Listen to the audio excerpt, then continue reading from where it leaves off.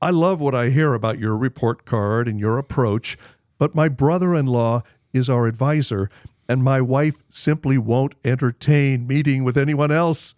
She says we can trust her brother to take care of us. I like him, but this is our one and only retirement.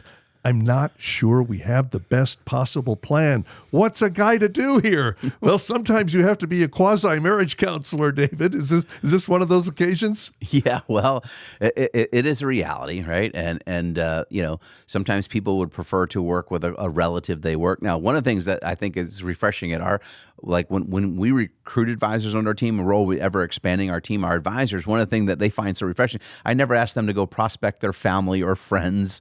We don't prospect the employees. Hey, we find that like where I go, the church that I go to, we have several clients that go there, but I've never hey, you should use my service.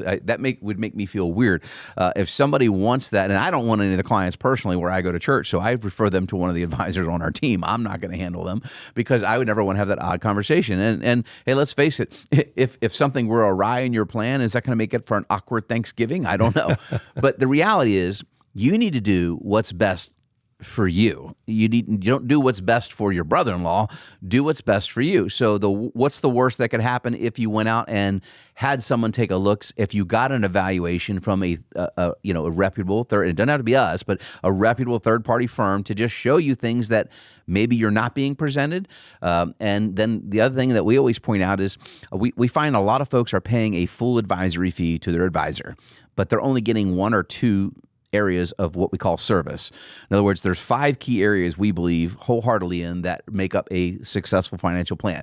We got an income plan. We have to have it written, inflation adjusted to know your income's covered. Then we have to do legacy planning. We have to make sure that your status is covered. We were talking about that. We have to look at your medical and healthcare issues. Are those covered in there? Risk management, portfolio management, tax planning, all these go into a plan. But most advisors are charging a full fee, and they're just doing investment management and maybe risk management. And that's where we see it stop. So, sometimes I just ask people, how'd you get comfortable paying a full fee when you're only getting 20% of the work?